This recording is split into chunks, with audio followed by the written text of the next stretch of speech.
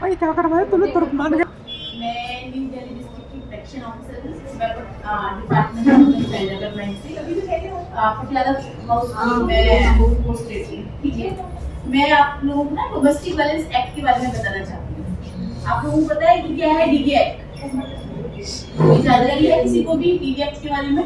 किसी को जानकारी नहीं है?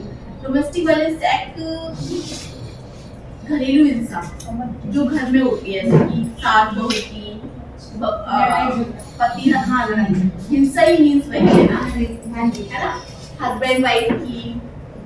डोमेस्टिक वायलेंस के अंतर्गत ये होता है कि सास जो घर में शादी के बाद ही क्या सास बहू के झगड़े, हस्बैंड वाइफ के देवदारी जेठानी वाले झगड़े, सिर्फ वही लोग केस फाइल नहीं कर सकते डोमेस्टिक वायलेंस में। ठीक है, अगर फादर भी बेटी को हेरेस करता है ना तो वो भी डोमेस्टिक वायलेंस में आता है। भाई भी बेटी को हेरेस करता है, भाई भी अगर बहन को हेरेस करता है तो वो भी डोमेस्टिक वायलेंस में आता है। जी ठीक है, डोमेस्टिक वायलेंस में ये है कि एक महिला किस किस के अगेंस्ट केस फाइल कर सकती है? जिसके साथ में वो एक घर की छत के नीचे रहती हो, एक किचन शेयर करती हो, उन पर ही वो डोमेस्टिक वायलेंस का केस फाइल कर सकती है। ठीक है, जिसमें जो भी घर के अंदर आते हो, जैसे सास मतलब इन लॉज हो, है ना, हम पड़ोसी पे डोमेस्टिक वायलेंस एक्ट फाइल नहीं कर सकते। ठीक है, जो घर के अंदर जिसके साथ हम एक घर एक छत शेयर करते हैं, किचन शेयर करते हैं, उन पर ये केस फाइल कर सकते हैं। डोमेस्टिक वायलेंस का एक फायदा ये है, सबसे बेसिकली केस जो एक्ट है ना महिलाओं के रिलीफ के लिए बनाया गया है। इस एक्ट में ना एक ही केस के अंदर हमको बहुत सारे रिलीफ मिलते हैं। जैसे कि कई बार आपने देखा होगा कि कुछ केसेस में ससुराल से लड़की को निकाल दिया जाता है ना। तो डीवी एक्ट के अंतर्गत अगर वो महिला कोर्ट में केस फाइल करती है तो उसको रेजिडेंस ऑर्डर पास हो जाता है, मतलब दोबारा से उसी घर में रहने की एंट्री मिल जाती है, रेजिडेंस ऑर्डर बोलते हैं। इसमें हमें प्रोटेक्शन ऑर्डर मिल जाता है। हम ससुराल में रहते हुए भी डीवी एक्ट फाइल करते हैं ताकि हमें कोर्ट से ये ऑर्डर चाहिए कि प्रोटेक्शन हमें कोई मारे नहीं, कोई सताए नहीं, किसी भी प्रकार की मॉबिंग हो या हाथ पैरों से मारना। ठीक है,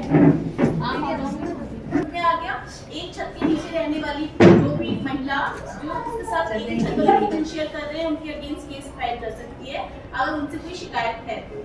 सबसे पहले शिकायत किसको जानी चाहिए? अगर हमारे साथ कोई भी हिंसा हो रही है तो हम पुलिस को कॉल करेंगे।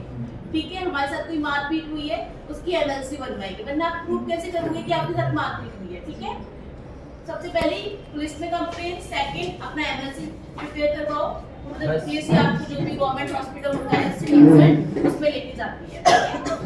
थर्ड है, अगर पुलिस सेटल नहीं कर पा रही मैटर तो आप सीएडब्ल्यू सेल में केस फाइल कर सकते हैं। ठीक है, वहाँ पे भी वो हियरिंग्स करते हैं, कोशिश करते हैं कि मैटर सेटल हो जाए। अगर वहाँ पे भी सेटल नहीं होता तो लास्ट ऑप्शन है कि आप कोर्ट में आओ। आप चाहे तो डायरेक्टली भी जा सकते हैं कोर्ट, लेकिन हम कोशिश करते हैं कि हमारा घर ना बिगड़े। हम पहला कोशिश तो यही होगा कि पुलिस की इंटरफेरेंस ही हो जाए, मामला रफा दफा, है ना, लेकिन नहीं होता तो हम सीडब्ल्यू सेल जाते हैं। वहाँ पे भी अगर सेटल नहीं होता तो हम लास्ट ऑप्शन कोर्ट करते हैं।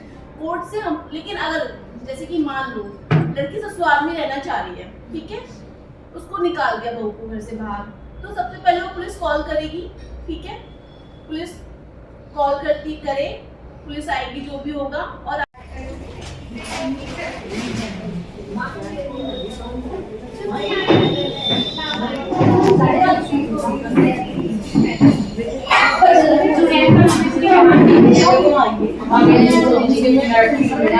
कर सकते हो कंपनीज एक्ट के तहत। कंपनीज एक्ट भारत का इंडिया का एक एक्ट होता है, लॉ होता है।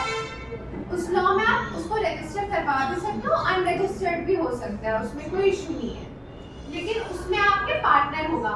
तो इसमें जैसे आपका पैन कार्ड लगेगा, तो पैन कार्ड को आपके जो आपका